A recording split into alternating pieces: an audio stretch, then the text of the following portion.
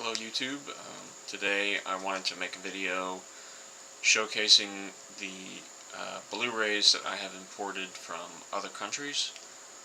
Some of them are movies native to those countries, and then some of them are American or European movies that did not get Blu-ray releases in America. So to start, first one I have is up with my collector's editions and box sets. This is Park Chan-wook's JSA.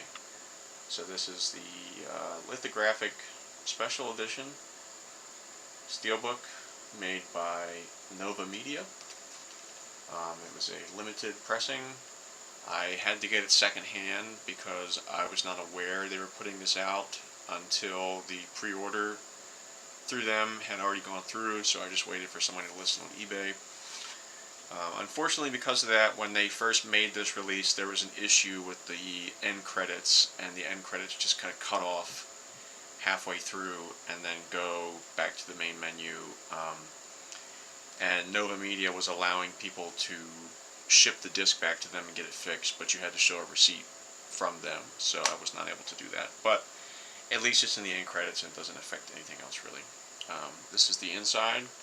So it comes with a booklet, prints of stills from the film, and then it looks like there's trading cards. I've only opened that once or twice just because I don't want it to get too damaged. Very, very good looking transfer, very good English subtitles, no translation errors that I'm aware of. And then I have two other ones that are special editions, or whatever you want to call it. First, I have a German, I guess, special edition of Gaspard Noé's Love. This is a Blu-ray DVD combo. It comes with a booklet. I am centering that with my thumb. The booklet has an interview with Gaspard Noé and pictures from the film.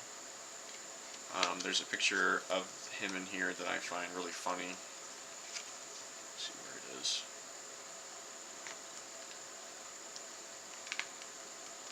Yeah, this is the one. I feel like this should just be shown to people when they ask who he is. And then there's a poster as well.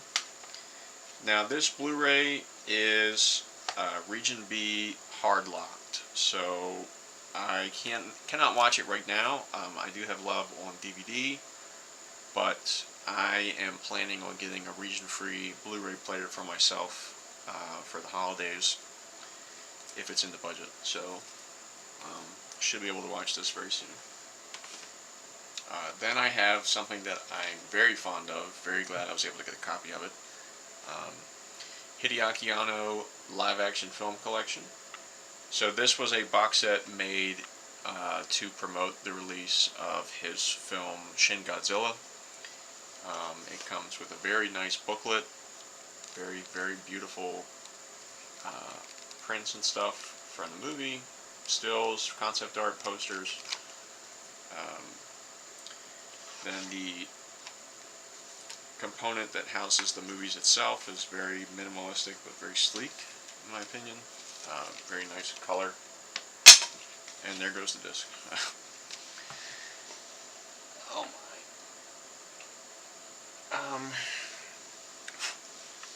So the films that are included in this collection are Love and Pop from 1998, Ritual from 2000, which was produced and funded by Studio Ghibli's live-action film division that I don't think has made any other films since. And then the live-action adaptation of Go Nagai's Cutie Honey, which I believe is a parody of live-action anime films, or at least it sure felt like one. Very entertaining movie, either way, very fun to watch drunk. And then Love and Pop and Ritual are definitely your standard Hideaki Anno flair. And by that I mean they are depressing. And I am just dropping everything today.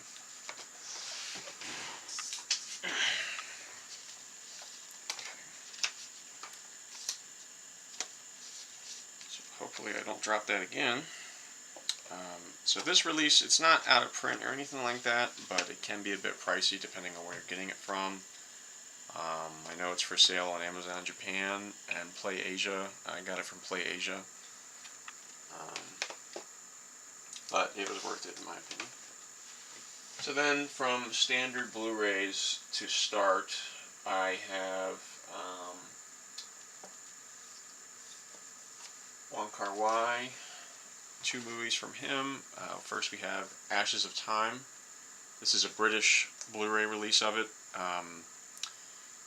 The aspect ratio is listed incorrectly on the back of the box as 2.35 to 1, but the actual ratio is, I think, like 1.85 to 1 or something like that. The movie you can watch on any Blu-ray player, but the special features are all hard-coded PAL, so those will not work. And then I have a Hong Kong release of As Tears Go By Megastar, which I believe still owns this film as well as Days of Being Wild. The Criterion box set release that included this film, the color grading and things like that are not that different, but the image quality is a little bit better. I would imagine that Wong Kar-wai did not tamper with that too much since he doesn't own it, unlike the other films in the collection. Then we have a Hong Kong release of Chungking Express from 2009 or 2010. This is not presented in the correct aspect ratio, or the one that Wong Kar-wai prefers, which is 1.66 to 1. This is in 1.77 to 1, which is pretty much just 16 by 9. This is a region-free Blu-ray from Maya Entertainment that has put out other Wong Kar-wai movies on DVD and Blu-ray in Hong Kong.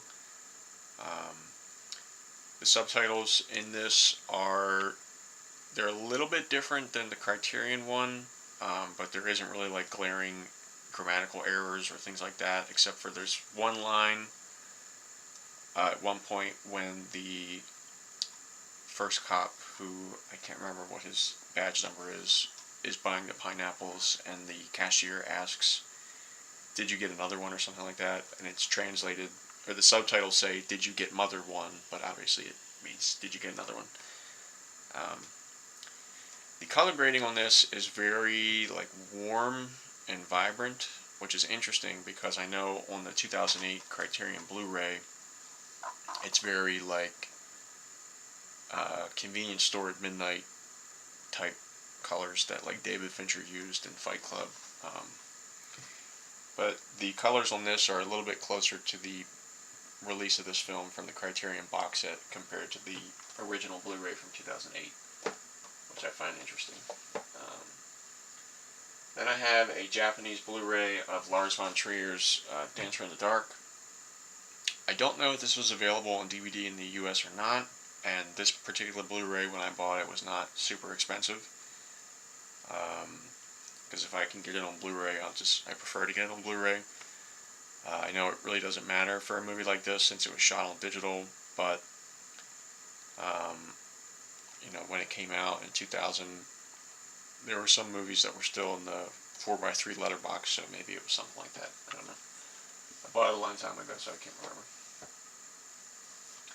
Then I have a Hong Kong Blu-ray, again from Megastar Entertainment, of Wong Kar-wai's Days of Being Wild. The transfer on this is very good. The colors are what Christopher Doyle and Wong Kar-wai intended when they released the movie. But the subtitle translation is absolutely terrible. Lots of grammatical errors, lots of just very broken sentences and things like that.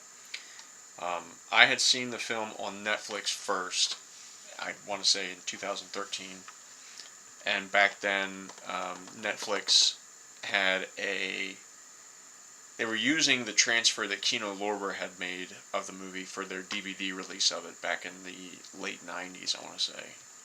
And that was 4x3 letterboxed, taken from a very washed out theatrical print, so the colors were not at all what they're supposed to look like.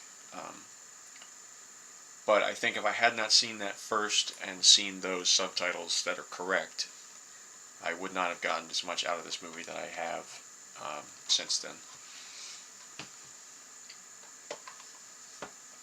And let's see here. Nothing there. Next up is a British Blu-ray of Park Chan-wook's I'm a Cyborg, but That's Okay, which I believe has still not gotten a United States Blu-ray release. There is a DVD release of it that looks very good. This is a very good looking Blu-ray. I think this was the first movie that Wong Kar-wai shot on digital. I could be wrong. I feel like I read that somewhere, but it looks excellent.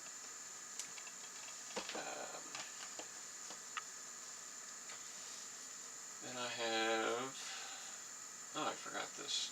I have what I believe is a South Korean release of Gaspard Noé's Irreversible. I've heard disputed things about the quality of how this looks on Blu-ray, because I believe it was shot on film and then scanned in digital, and then scanned on digital video and then put back on film, and that's how it's been presented since, because of the way they had to edit it to make it all seem like it was one shot. But this is a very, very nice release. Kind of looks like a Criterion Collection release. I hope that one day Criterion puts out some Gaspard Noé films. If I were to pick one that I think they would put out, I think it would either be this or Enter the Void. But I would be very surprised if that ever happens.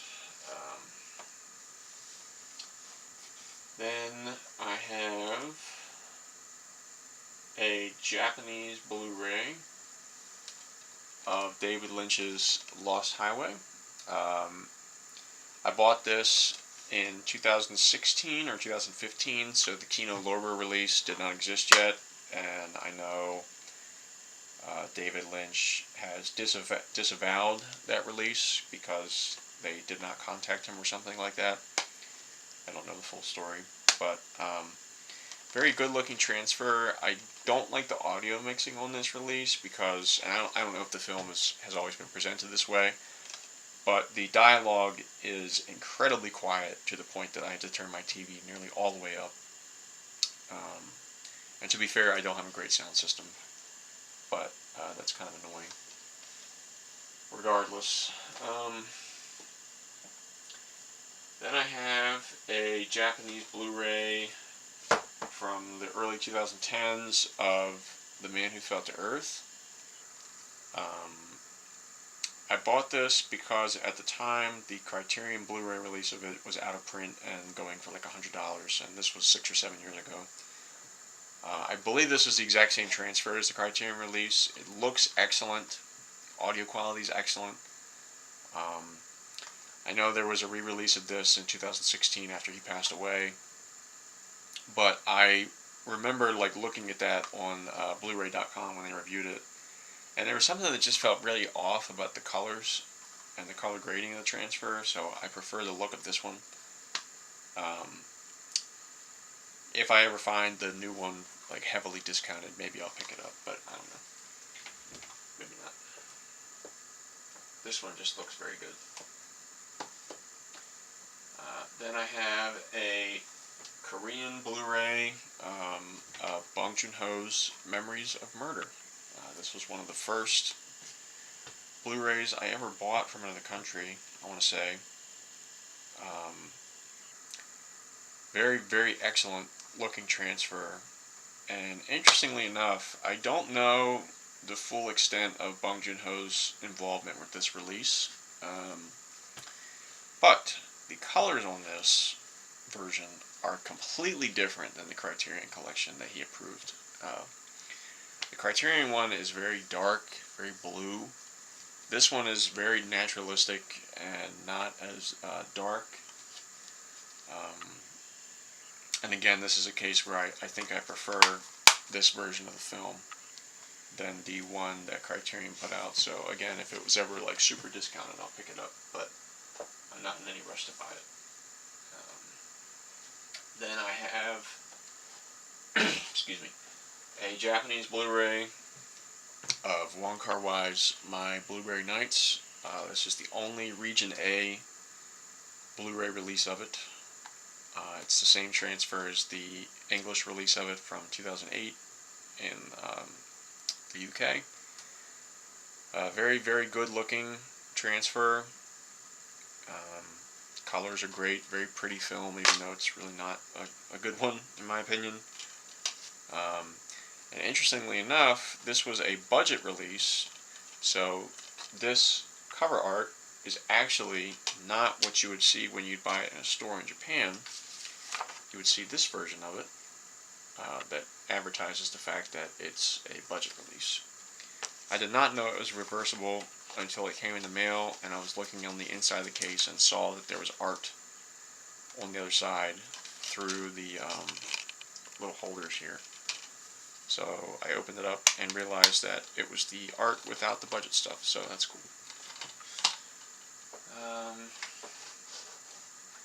Then I have, from South Korea again, Lee Chang-dong's Oasis, my personal favorite from him. A very nice slipcover. And then the inside art itself. This one also comes with prints, like the JSA release I have. And there's really no issues with the subtitles on this one. It seems like a very straightforward translation. No grammatical errors or anything like that. Then I have, from Lee Chang-dong in South Korea again, Peppermint Candy. Probably my second favorite from him.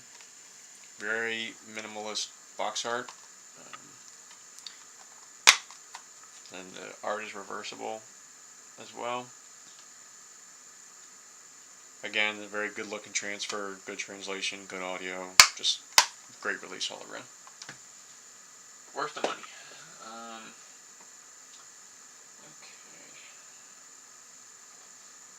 Then I have, I believe this is from Canada. Yeah, I have a Canadian release of Denis Villeneuve's Polytechnique. I believe this is the only Blu-ray of it available. I got this on eBay earlier this year because I was trying to go through Denis' film catalog before Dune, because I had only seen Blade Runner 2049. I really like this movie. I need to watch it again. I've only seen it one time. And then I have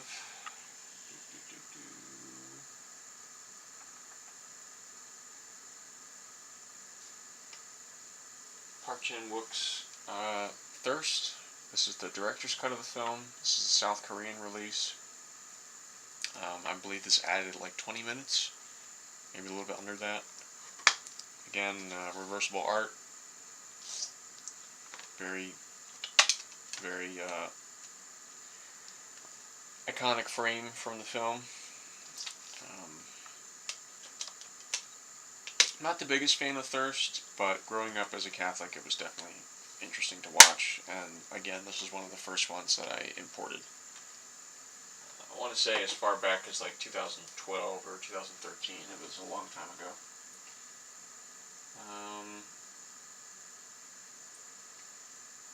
Yep, and that's it for Blu-rays. So then moving to DVDs, I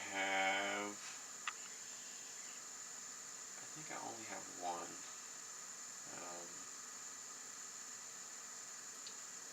Where is it? Oh, this is a import. This is a British, I think it's British, or French. Yeah, it's a British or French release of the music video compilation that Daft Punk put out for all the music videos they did for their singles from Homework, Daft. I wanted to get this because I have Interstellar 555 and Electroma. So I wanted to round out the collection. I bought this after they broke up earlier this year. Let's see. So the last one that I have is David Lynch's Inland Empire. And this is a Blu-ray, but I keep it with my DVDs because it's a Blu-ray in a DVD-sized blue case. This is from, excuse me, I believe this is from mainland China. And again, you know, this is something like Dancer in the Dark, where because of the way it was shot, it doesn't really matter how you watch it. But the American DVD that was put out by David Lynch's distribution company was out of print, and I think you can still get this release of it for pretty cheap. So that's the one that I bought. So yeah, that is every movie that I have on physical media that I bought from another country. Some of them have gotten releases since I bought them. It's always a gamble, in my opinion, because you never know what might get an American release and what not. Two foreign releases that I'm really looking into right now are David Lynch's The Straight Story and Paul Thomas Anderson's Hard 8, which are both from an Australian company called Indicator, and I believe they're region free, but and they are recent, so I assume they're very good transfers, so I might bite the bullet and get those, but I don't know when. But yeah, the other thing I wanted to mention in this video is that me and a close friend are going to be starting a movie discussion show soon. I may have mentioned that previously in another video, but it's just something I wanted to bring attention to because I think we're getting pretty close to making that.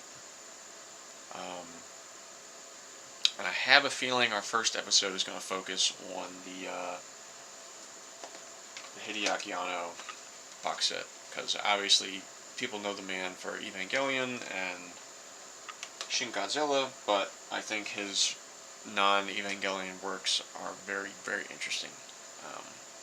And I would say that Ritual is probably my favorite thing that he's done, even though I'm a massive Evangelion fan. But yeah, thank you for watching, and take care.